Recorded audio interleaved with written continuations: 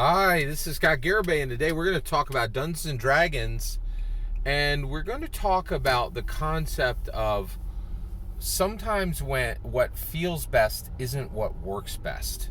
All right, so and what that means for us as Dungeons and Dragons, and how we should be interacting with our own prepared content and with the players who show up at our table, and how we flex the content in each session based on what's happening in IRL with ourselves, with the world, and with our players. All right. So I recently saw a film. It's called Denial, and it came out in 2016. It starred Rachel Weisz. She did a very good job playing a Jewish historian author who wrote an important book about the Holocaust, who was then sued. And her publisher was Penguin Books. She was sued by a Holocaust denier that she had very directly insulted, and actually very much just castigated him, right? And he sued her, and he chose where he sued her very carefully. Now, this isn't a fiction movie. This is based on something that actually happened. And it's a really, really fascinating film. So, so Rachel Weisz plays this, Jewish professor, historian, author who writes this book about the Holocaust. And the actor who played Peter Pettigrew in the Harry Potter films plays the Holocaust denier who sues her, right? But again, this is all based on an actual event, right? Which happened, I think, about in early 2000s, I think. And so basically, this entire the movie is about a Holocaust historian, a Holocaust author, fighting against a Holocaust denier in court.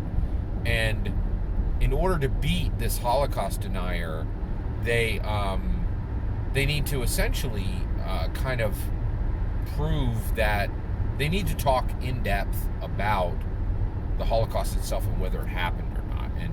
And the whole film is about how do we measure truth.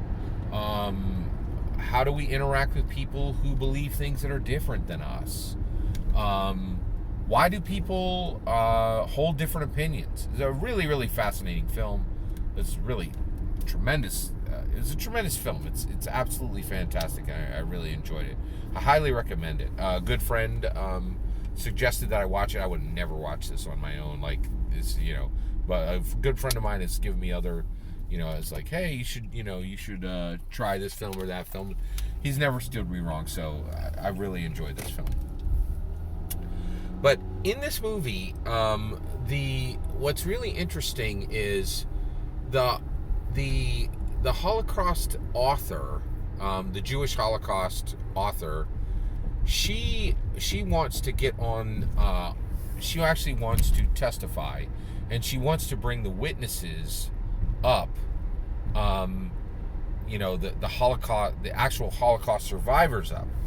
And her lawyer, who is the same lawyer, I think they call them barristers in London, and that's where this was done, was in London,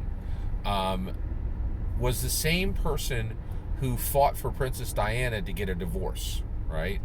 And it's really, really, really fascinating. And so basically, the historian author is like, let me get up there and I'll show him what for. I'll show that Holocaust denier what for. Also, you need to get all these Holocaust survivors up there, and they'll show him what for, and the judge will understand that I'm speaking truth, and who can deny a Holocaust survivor was there, and you know what, the barrister is like, nope, you ain't none of that gonna happen. You're going to keep your mouth shut. You're not going to say a word, and those Holocaust survivors are never going to see the stand, right? And the barrister, this British lawyer, wins. This tactic works, right? And the reason why is he's like, we need to focus on this Holocaust denier he is his own lawyer. He's his own barrister, which, most people, there's an old saying that says whoever, has themselves for a lawyer is a fool. And he's like, if we need to chop this tree down.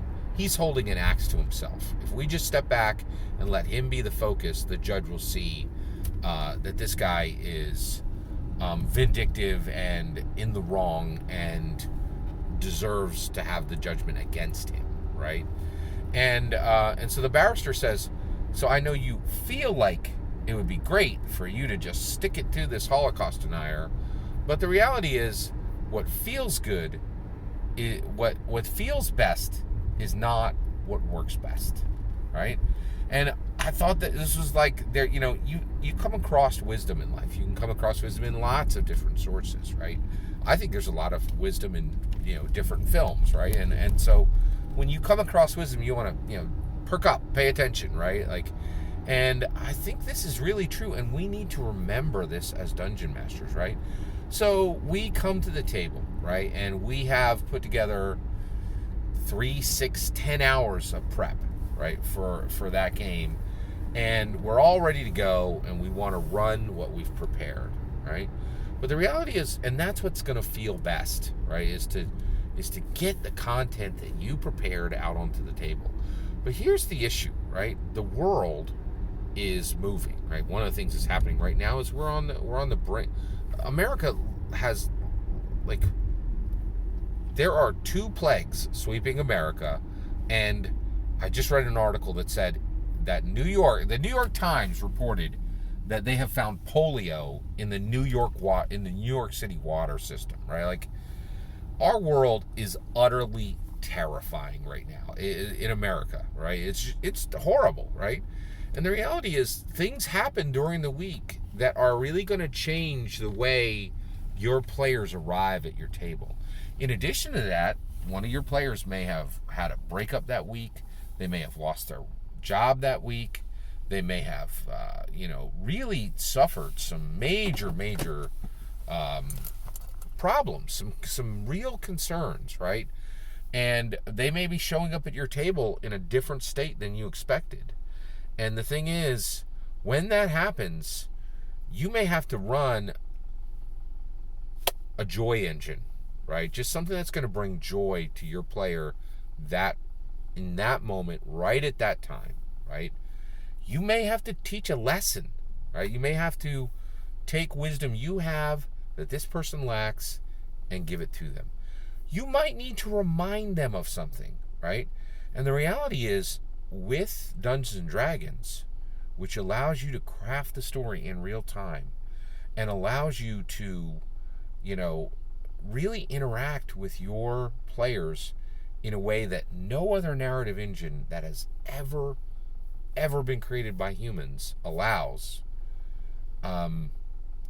it puts you in a position where you need to do what works best often, not what feels best, right? So be ready to leave a lot, if not everything, on the cutting room floor, right? And have the courage and be capable and be ready to run, to help, to aid, to improve, to remind, to be there for your players in ways that no book is going to be able to do for them, because no book was written for them, right? No movie's going to be able to do for them, because no movie was made for them, right? No video game's ever going to be able to do for them, because no video was made for them. No video game was ever made for them. But when your player sits down, when your players sit down at that table, you can give them what they need right then. And because of the work of Gary Gygax and the work of Lorraine Williams and the work of Mike Merles and the work of Amanda Heyman and the work of Jeremy Crawford and the work of, easily 10, 20 other geniuses,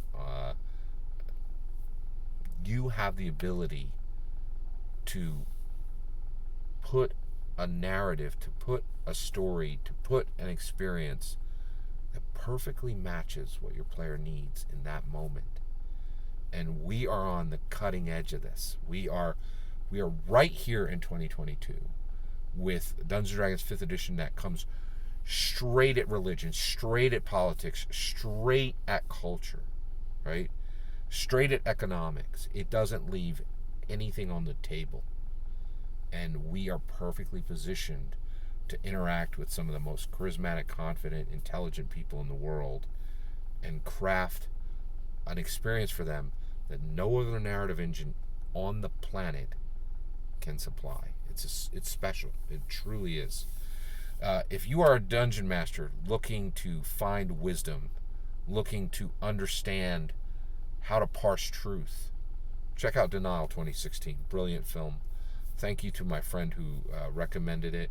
And thank you for letting me share what I found in that film that every dungeon master should know. Please consider liking and subscribing, and have a wonderful millennium.